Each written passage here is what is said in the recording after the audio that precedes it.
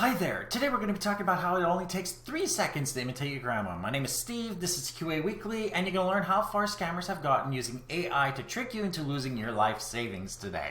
With the advent of artificial intelligence, we have been able to create a multitude of tools that are perfectly capable of duplicating our voice and text, how we write, our actual voices, how we look like, create artificial beings with artificial personalities that some lonely people talk to. We're able to use it for medical technology. We're able to use it for programming and other domains. It is a real useful tool that helps us in our everyday lives. It is great at answering questions and even helping us with the way that we think. The amount of audio recording that was required before to duplicate your voice also used to be quite a bit. It used to be anywhere from 60 to 90 minutes for something that is okay-ish to a near perfect match, and that has been brought down by tools such as Microsoft's new AI called Valley, all the way down to 3 seconds, which is why I said it only takes 3 seconds to imitate your grandma. There are groups that are more affected by this, like those of Indian descent from India that live just like anywhere around the world, not just in India. But anybody who has a heavy accent might have an issue trying to figure out an artificial voice from a realistic voice. So it really does depend on who we are that ends up being targeted. However, the better this technology gets, the more people get caught in this. And currently, AI-driven voice phone calls, especially the scams, have actually tricked thousands of people into losing millions of dollars. You can go onto your favorite search engine and look it up, and you will see stories from just about every news organization that has stories of thousands of people being conned out of their money.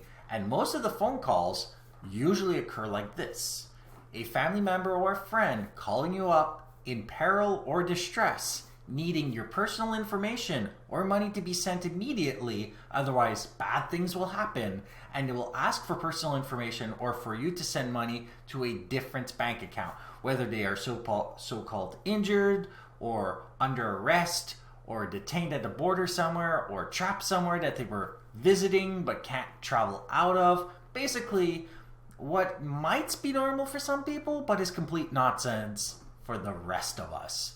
So there are a few things that you need to make sure are being addressed before you even think that this is a legitimate person, and some of it does step on previous points and suggestions that I have made in the past. So first of all, if we go to movies, which might help, the first thing you might want to consider asking are obscure questions that have responses that are not publicly known. Don't ask mother's maiden name. Everybody has that. It's even on Facebook. Don't ask that. Even I don't use a mother's maiden name. It's public information. You should also ask it questions of things that it should know. Things that happen in its everyday life. We're saying it because we're assuming this is AI. So you should ask it things that it should know. Where it goes, how it gets it, how it takes its coffee, what kind of dessert it likes, if it even takes certain things, is it on a diet, things that are not necessarily online, but a normal person would know about their own life, and that others might know about them without it necessarily being public domain. You should also try communicating with that person, or it, by alternate means, not provided by the initial call. A suggestion I have given in the past to make sure that you are actually talking to a government official, police officer, banks, and whatever. They will give you a ID number for the phone call or the actual transaction or whatever that you can use to call back into the system using a number that you can look up online that is not given by initial call. Since a lot of places will be like, okay, well, you can just search for us on the internet, go ahead. Just make sure you are on the correct website. But if you already know this person, you already know how to get a hold of them by calling their phone. And if somebody says, well, on the caller ID, their phone number is clearly visible, you can spoof this information. So you clearly want to call back. If it is the correct phone number, you'll be able to reconnect to it. But if somebody spoofed the phone number, then obviously you're dealing with a fraud.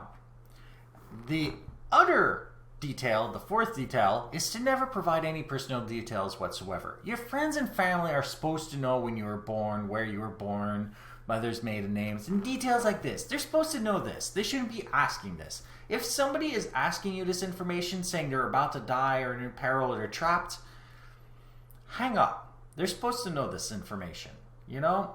And that is a huge red flag. If somebody's asking you a lot of personal information, trying to get into your bank account, trying to get you to send money and whatever, and the situation just seems a little bit unbelievable, you know, like even a fraction of a percent, here's the next thing you should do. End the call as quickly as possible. You should always start with this last detail first. You should try to end the call as quickly as possible. Why? Because the longer you stay on the phone, the easier it is to trick you into doing what they want. Eventually, all of us will break. So the quicker you get off the phone call, the better. And after you let go of the phone call and you've confirmed that it's not true, call the authorities and have an investigation brought in. At least write what happened so that they can start an investigation. And even if they can't start one right away, like I said, just about every news organization out there has many of these horror stories going on.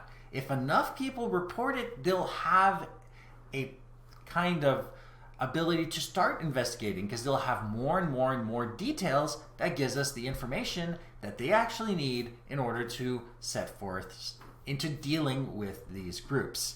Because remember, once a technique stops working, the bad guys will stop using it, which is ultimately the point.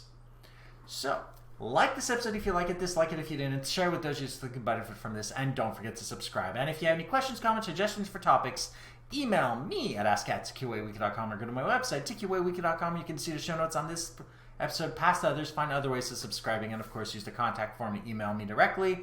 And if you want to see me play video games, I still play at twitch.tv/zaxxis1981 every Friday, Saturday, and Sunday from 7 to 9 p.m. Eastern, where I'm currently playing Assassin's Creed Mirage. Thank you for watching, and goodbye.